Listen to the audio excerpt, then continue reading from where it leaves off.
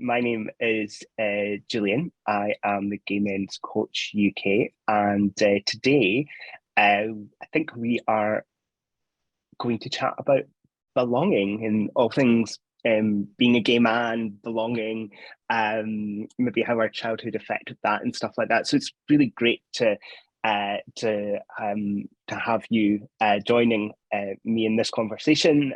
It's amazing that we are able to have this conversation. And you've just told me you're in Ibiza, which is kind of cool. So, do you want to tell us a little bit more about yourself? And Hi, Julian. My name is Ivo, and also I've also dedicated my coaching career to make a difference in the way gay men perceive life and the way they experience life.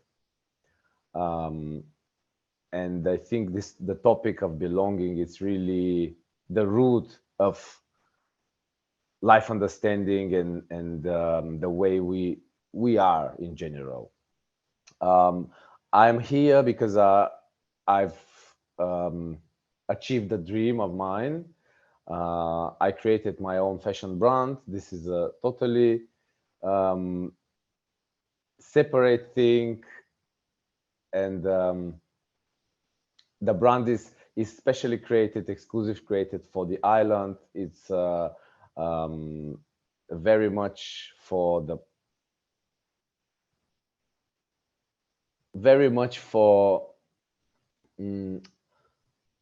experiencing experiencing whatever comes to you, to go to accept with to accept with open hands, I would say. It's been my idea for quite a long time, and I'm really glad I had the faith in myself, and I just made it. And let's see what comes out from it. that's amazing. And I've had a chance to speak to you over the last few weeks, and just while we've been planning this. And every time I see you wearing those shirts. I had no idea that that was your own brand. But when you were talking there, one of the things that I really got from what you were saying about acceptance and accepting who you are was very much like the clothing that you wear is often quite loose. And I often get the sense it's almost like you're wearing the world like a loose garment, like almost, there's something quite loose, and it's not uptight. It's very loose. It's chilled, and that's definitely how I think as a gay man I want to be in the world. I don't want to be tight. I don't want to fit into this really narrow box. I want to feel loose. I want to feel comfortable. And certainly your fashion brand definitely gives me those vibes. So congratulations, and very jealous of you being in Ibiza right now. So thank you thank you, and thank you for taking the time to beam in today. So brilliant. Absolutely, it's been very exciting for me that we planned this, and now it's going ahead. Yeah, we are quite complex creatures, so building a brand or having a discussion on an important topic, like for me, my main understanding is that everything impacts everything. So getting better in one thing means you're gonna get better in another, and the third one, and the next one.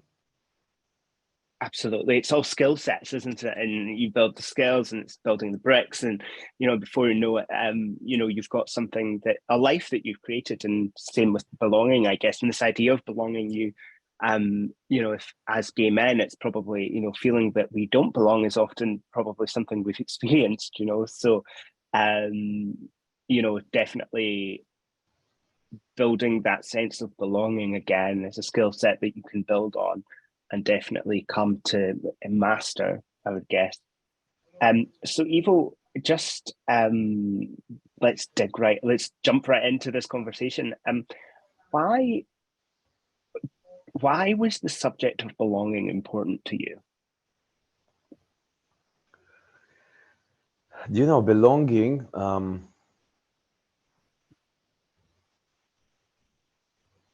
gives you the gives me, I always can speak about my own perspective. Belonging gives me kind of hard soil under my feet. It gives me strength and confidence, feeling empowered, feeling strong. You are ready to face challenges, happy moments, whatever comes to you, whatever comes to me. Whenever you have a strong, wherever you are stable, you can be better prepared for whatever comes to your life. And I think sense of belonging also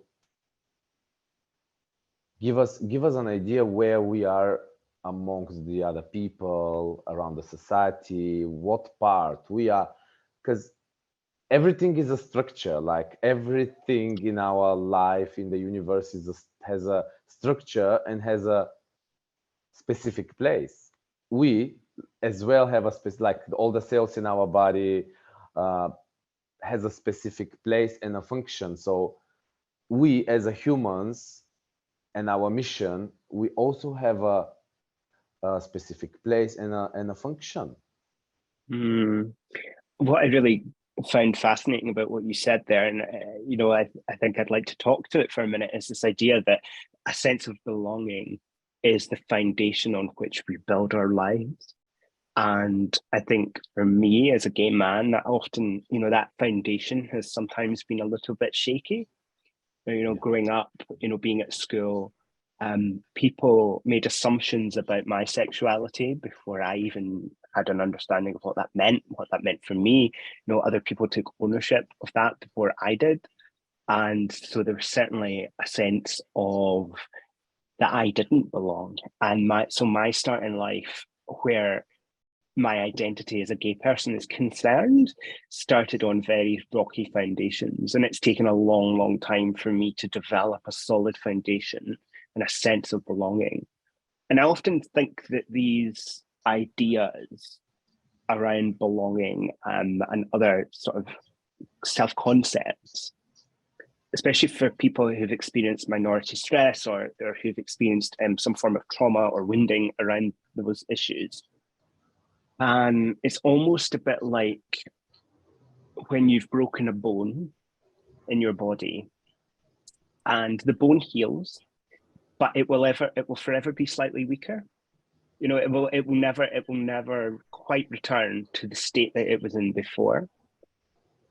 So, but actually it adapts. So it forms into something different. And I think for gay men, that's, I think actually we are softer in our weaker places, and it's our sense of not feeling that we belonged which creates the space for us to do that. But do you agree, softer on our weaker places allow us being more adaptable? We are we're very adaptive as a growing gay man. Absolutely. And I think it gives us a much more unique insight into the complexity of life. I think it makes us more sensitive to ideas of justice, ideas of right and wrong, ideas of belonging. I know for myself, if I see anyone being excluded from something or made to feel bad in any way, I certainly feel it quite passionately, because I know what that feels like. I know what it's like to not belong. I know what it's like to feel alienated from other people. To give you a good example, but in Scotland, where I live at the moment, there is a huge debate around gender recognition and around the trans issue. And I know we're not talking about that today, but I think it's important to say for me that I don't, that it doesn't, for me, that debate fundamentally at its very core has a question of belonging in it. And it's like, if we are not fostering a sense of belonging for everybody, regardless of who you are, how you identify, then we are encouraging people to grow up on shaky ground, like what you Yes. said. Yes. Totally. Alienation ourselves. That's exactly the. I like the word you use, because we all these strong definitions we give as a humans, and like the gender recognition, gay man, like anyone who feels different than the norm, has the same rights to have the strong soil under their feet, has the same rights not to be excluded of the group. Mm-hmm. And I think as a society, we need to make sure we make it this way for those groups. I don't want to say minority groups or whatever. It's not not the way I see this separation. Just everyone needs to feel included. Everyone needs to feel part of something, because that's the way we grow. That's the way we develop our talents. That's the way we recognize why we are here, what we are the best of. That's the way to give love. That's the way to experience life in general. And if the society, if the society makes us feel we don't have this space in the structure with this place, which we do have by law, let's say the universal law, then something is not right, and then we need to speak up. It's really interesting that you should say that, because what that got me thinking about there was, actually, what are the consequences if someone doesn't feel like they belong? Like, you were talking about, how it's incumbent on society to make sure that we foster a sense of belonging within groups that maybe don't traditionally, or haven't traditionally, felt quite a strong sense of belonging. I suppose my first question is, like, belonging to whom? Because that, for me, it's like, well, I belong to a family, but I also belong to a group of friends. I also belong to the university I attend. I belong to a business community. So I suppose defining belonging. But let's go a step further. What are the consequences if we don't foster a sense of belonging within, especially the gay community, and for gay men? And I think for gay men who traditionally, and I'll say men in general, who maybe not traditionally been the best at talking about feelings and emotions, especially in the UK, with we have a long tradition here of the stiff upper lip, and not talking about anything, and which is maybe why I love America so much, because I think Americans talk about their feelings way too much, and it's amazing. I love it.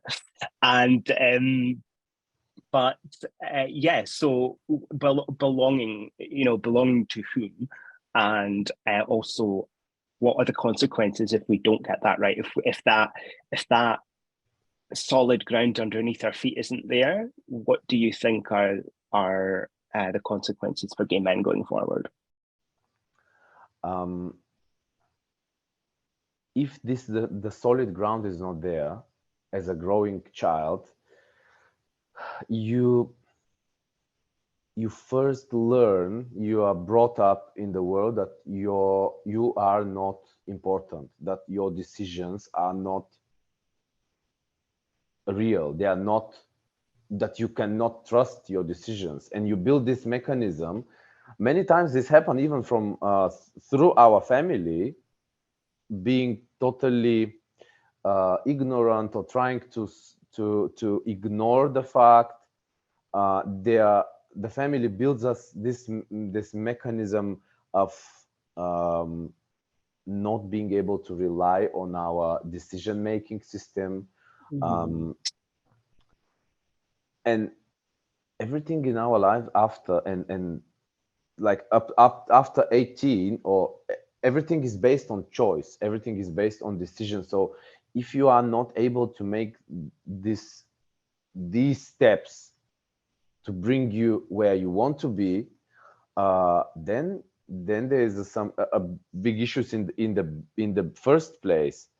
That's what. So a lack of belonging in what you're saying there really interestingly fosters a sense of lifelong insecurity. Absolutely, absolutely. That's really interesting. You never have your space, you never find your space, you don't know who you are, you don't know what you like. Many times when people like who you are and they start describing their jobs, their social status, their family, like stuff like that, um, many times sense of not belonging don't give you the peace of mind to pause, and to not doesn't give you the choice to pause, Mm-hmm. because you're constantly looking for, because it's never enough, it's a chaos. Because you don't trust yourself. Yes, And we learn to yes. trust ourselves through belonging to a group. um I think we trust ourselves through belonging, or through our intuition, which builds up uh while we're growing. And when your decisions, when your steps, when whatever you do is being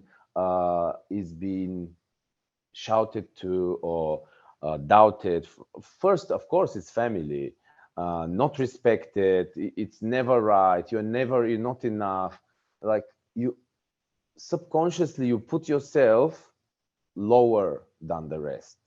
Mm-hmm. So you don't know where is your place, and you are Mm-hmm. lower. Like, do you realize how it all sounds? And then this is happening when you're a kid, and then suddenly you have to take decisions for your life. You meet love. uh everything just comes as a hurricane. And I'm not saying that we need to be raised in the in the ideal circumstances. There's nothing such, there's no such a thing. uh but But there's good enough, isn't there? yeah, yeah, Yeah. as long as to give you the base of that you're part of Mm-hmm. something, that you look after others and you look after yourself, because Yeah. uh and also you're looked after, also is Mm-hmm. important. This also give you the this one of these universal rules, the law of giving and receiving. Like, you Mm-hmm. always want to give. And why we Mm-hmm. struggle when we are heartbroken, why we Mm-hmm. cry, because we don't have someone to receive our love. We don't cry for Mm-hmm. someone else, we cry for us, because we don't have Mm-hmm. to whom we're gonna give the love.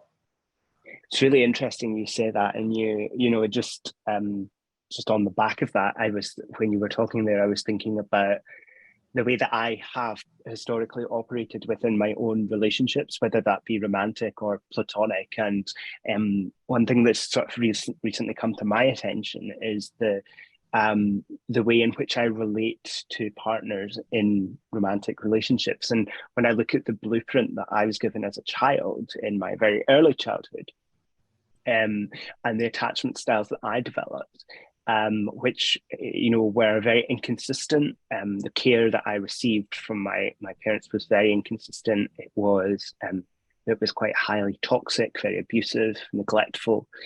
And then so my experience of belonging as a child was disrupted quite significantly. If I look at my relationships as an adult, and you talked very much about feeling less than, and feeling lower. I really liked the way that you said that. And when you said that, I just thought, I feel like that in my relationships quite a lot. And the reason is, I believe, is because that lack of belonging, that lack of feeling like I belonged. It's almost like I expect inconsistent care. I expect, a sense of alienation from my significant other. And because I've learned to expect that, I don't have the capacity to see something better, because it's never something I've seen. Because No that's one what you modeled learn. that. Yeah. So what's really interesting about what you've just said there is actually the sense of belonging for gay men, if it is rooted in this idea of early childhood stuff, then actually we may have just stumbled across why so many gay men, and men maybe in general, experience so much loneliness. If you don't belong, you're going to feel really lonely. If you struggle in relationships through no fault of your own, like we don't teach people in this society how to be in relationship. That's not something we do. It's supposed to be taught early in childhood with consistent caregivers who show up. But if you don't feel like you belong, then you are left almost in limbo in a world that goes so fast and runs at such a pace. It makes complete sense to me why we have such a massive mental health problem within the gay community. Yeah, I agree with you that that's the main reason we build relationships in those chaotic way, and we have so many situations on a mental level as a gay society. Depressions, loneliness, this constant hard work trying to fit in this society frame, and like begging for validation. Why? This is like, it's sad, and this like constantly wanting to be liked and to be wanted, because to feel not wanted makes you feel lonely. And that's the case for many people. They come across to this feeling that they are not wanted from the parents, first of all, that they are extra, and they build up through the lenses of not being wanted. They see the life of not being wanted, and this comes furthermore with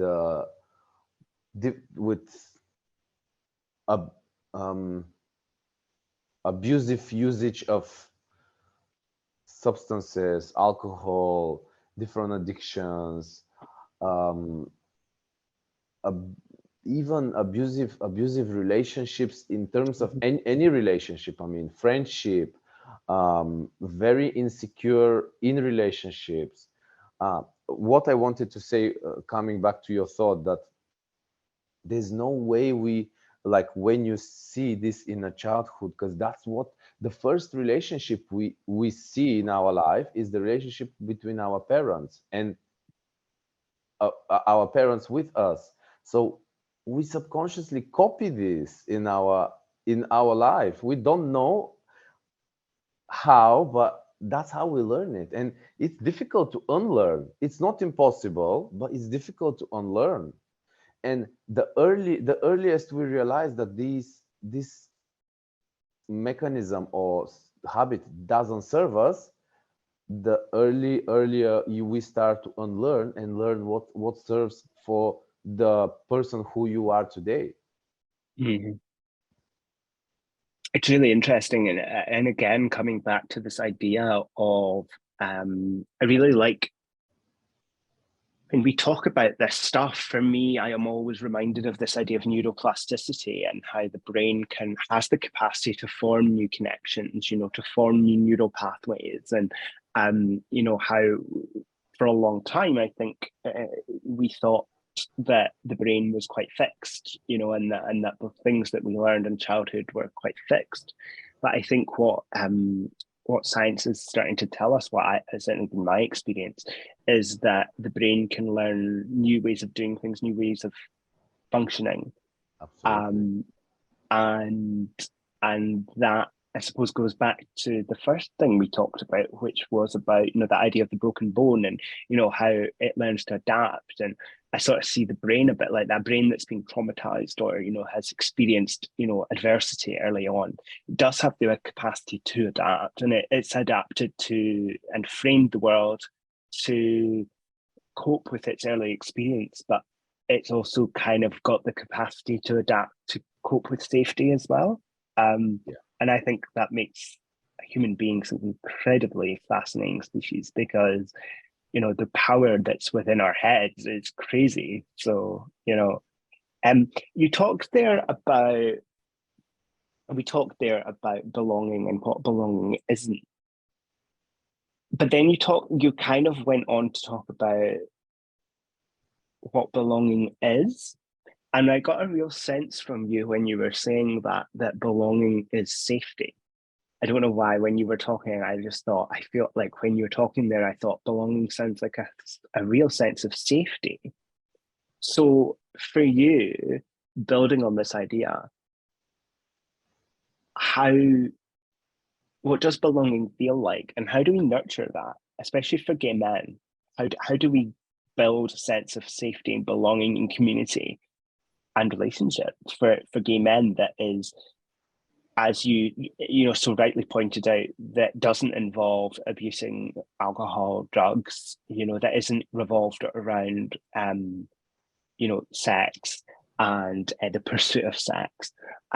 Just on that point, actually, there I was thinking this morning about our culture, especially in the gay community, whereby we kind of sit on the fence when it comes to sex and relationships, because we're like, well, or in some of us can be like, well, I'll settle for a relationship, but I'll have fun along the way, or I'll just use other people for sex or whatever. And like, I think that I was just thinking about my experience of being on the receiving end of that and how damaging that can be, because it's almost like you feel like you don't add up. You feel like you're never going to meet the mark, and so I've had to remove myself away from all of that world. It's just it doesn't give me a sense of belonging. In fact, it alienates me further.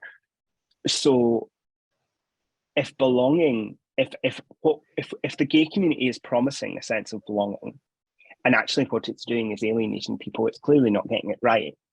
So how do we foster that, and what does that feel like? It's really interesting what you said, that you got this sense of safetiness when I was speaking about belonging. And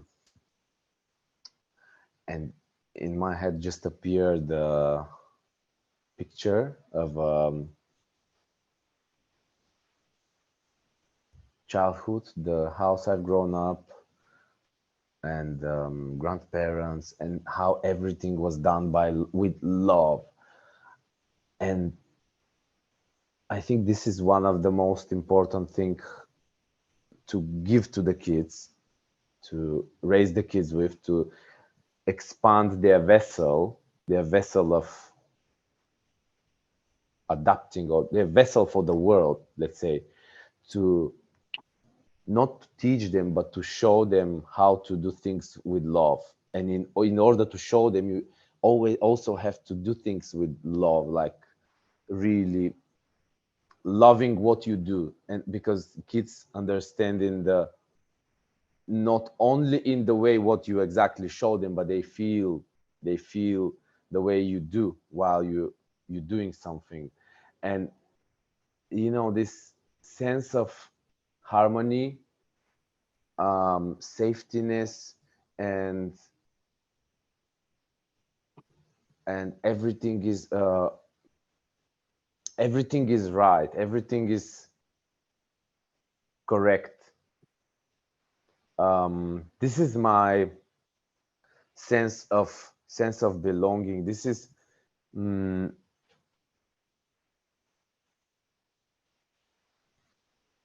probably because I've grown up with few other kids, cousins and siblings and etc.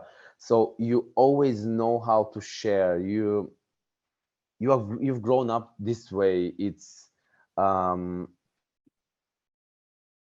is I don't want to say circumstances. Yes, it's the circumstances, but is this feeling of equality and feeling of everyone deserve the same. That's, for me, you hit the nail on the head there when you said that we need to expand children's vessel. And what I heard was we need to expand children's capacity for love. Yeah. And I couldn't agree more. This idea that, that at some point, because if you look at children are carefree, they love without condition. And then you look at the teenager, and then you look at the growing adult, and love starts to become fractured and fragmented. It starts to become conditional. It starts to become very externally focused. And so somewhere along the line, I think, especially for gay men, where I think the pressure to please, perfect, and perform is probably a lot higher, our capacity to love has been fragmented simply by the external pressures of the world and then this need to feel like we've succeeded.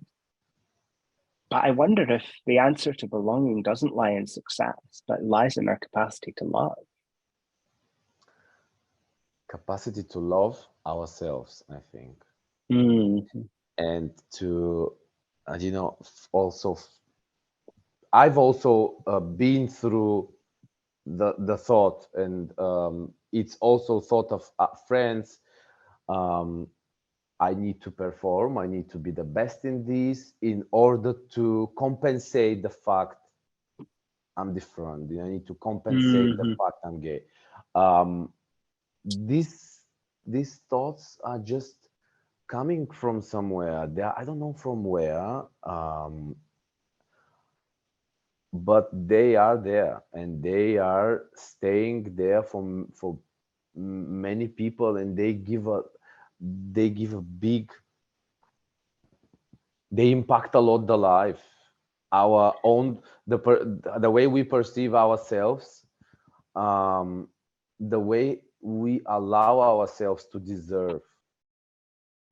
The way that when you were talking there, I just was really taken back to my early childhood, and what I really got from what you said there was,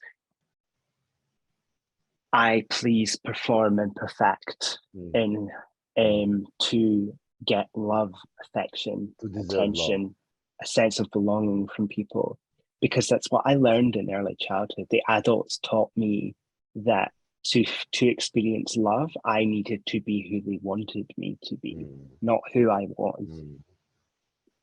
And I think that, again, you've just answered another question that are, perhaps a sense of belonging can be instilled in our children if we stopped placing our own expectations of who they should be and start letting them be who they are. Yeah.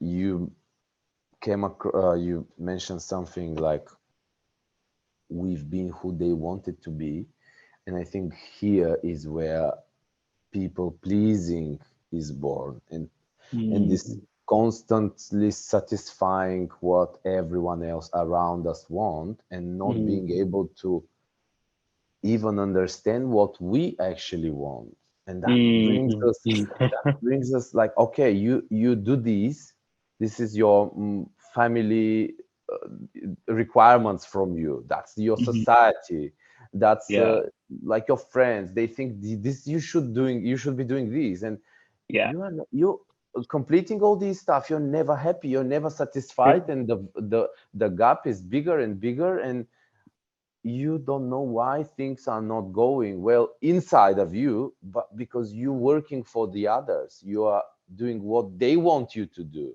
Yeah. How many And times have I been in a situation and been like, yeah, I'll do that. And then I've gone and I'm like, I don't want to do this. You know, you're like, why did I say yes? Because I was looking for belonging. I was looking for approval. I was looking to be accepted. But the yeah, price of that was abandoning myself. yeah, yeah. But you know, it's because this is the instant thing, this is a habit. You if this has been the behavior of the parents, toxic parents, you know how to be abandoned, so you are loyal to this emotion, and you subconsciously look for it anytime. Okay, I'm gonna do this job. Disrespect towards you, you don't want to do it, but you said yes. Yeah.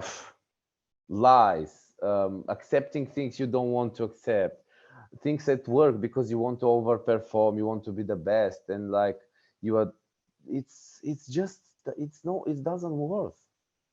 And at some point you're getting stressed because people start to take advantage. Mm-hmm. They're upset that you don't agree, they're upset that you start to say what you think. At some point they are not happy hearing what you want to say, because you are the person who is always happy, is always agree. He has probably opinion, but always serve the opinion of the rest. It's always very good fit for everywhere. And all these little habits are so disrespectful towards our own self. Mm. And the fight inside, if you don't say what you want to say, the fight you have inside is huge. Mm. That conflict. Yeah. Your soul actually is angry with your brain accepting everything around you in order to be validated, I Mm-hmm. think. Mm-hmm. Yeah. And I think that is that's so important, and you know, that's the work of a lifetime. Like I still struggle with that, and I still, because sometimes it can feel so automatic. You just say yes and then, how do I get out of this? And you know, but what I found is that, you know, it'd be really interesting to ask you this. How does one tell the difference then between saying yes in a way that's empowering and meaningful, but saying yes because they're people pleasing? Like, for people who are maybe at the beginning of this journey, you know, what is the, you know, how do you think someone can evaluate the authenticity of what they're saying? For someone who is in the beginning of this journey, I would share something very simple. For me, it works, and sometimes I use it. Um, it's very simple. The one, if you have a situation, if you have a question or whatever, like you need to accept or not accept, and you kind of creating the fight inside, and you start overthinking, you start, okay, what should I do, what they might think if I don't agree. I would suggest, if you are changing, if you are shifting to another person, and if you want to get to unlearn this and remove it from your character, say, put on the list what your old personality will reply, and do the opposite Hmm. Okay. straight And away, so, no and thinking. so, so if that was if that's the case, then how do we? So you talked about, you know, people doing maybe what they don't want to do at work. that's scary. You know, saying no to someone at work can be quite a scary prospect. How does someone who's never done this before do that? How do they feel safe? How do they nurture a sense of belonging within themselves? Because if you don't like, because the reason that they do that is because they don't feel like they belong. So how do we Yes. nurture that sense of belonging within ourselves to get us there? Work is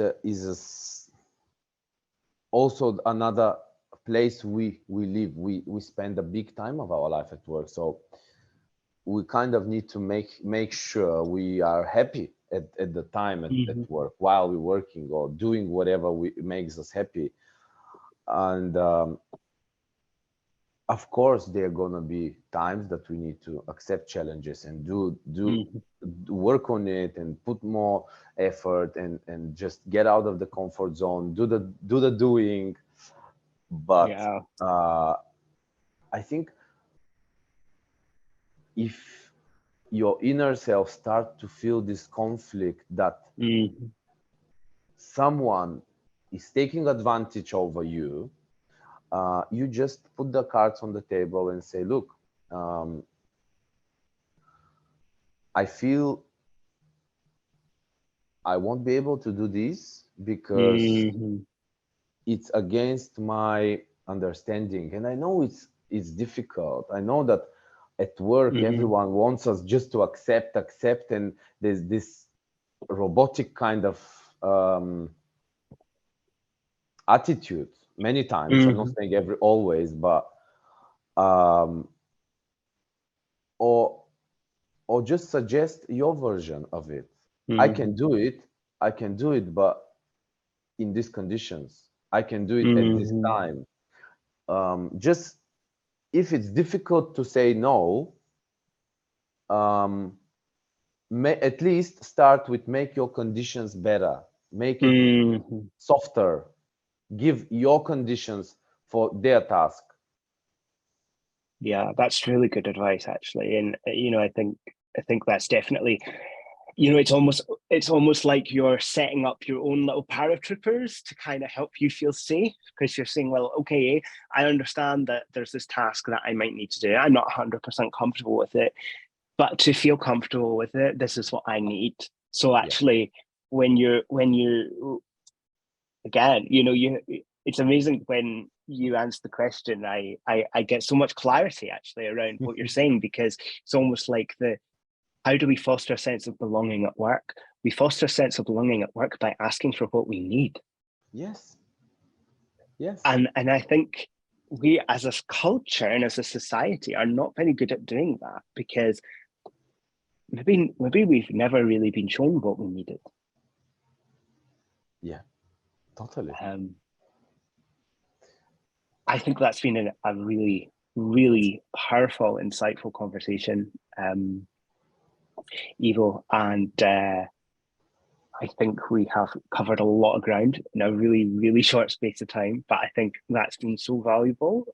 Thank you so much for agreeing to share this conversation with me and with people who will inevitably listen to this, and hope that you've got something from it. I'm going away with much more clarity around how I can build belonging in my life. So it's definitely been a learning process for me too. And I hope other people who are listening get a really, really something really valuable out of it. So do you have anything final to say before we wrap up, or are you what's going on? What's your reflections? Do you have any thoughts about how this has gone? Thank you for the conversation. Really, really interesting spots we touched, and depth of the conversation, and really pleasure to speak in so transparent way with you. I'm also very happy we have the chance to speak out and to kind of give by lived experience for those who might relate to their lives. and there's always, it's never late, and always if you ask for support, support is coming for you. Just you have to ask. That's the other You need to ask for what you need. universal law. Exactly. Yeah, you need to ask for what you need. Exactly. It applies everywhere. Ask for what you need. Exactly. Julian, Well, thank you very much, Ivo, and we shall see you in the next time, where I think we're going to talk about something just as interesting. I think we're going to talk about alienation next. I think Yes, that's I think that's the our one. next topic. Yeah. These topics are quite interesting for me as well. I think they're also quite broad. So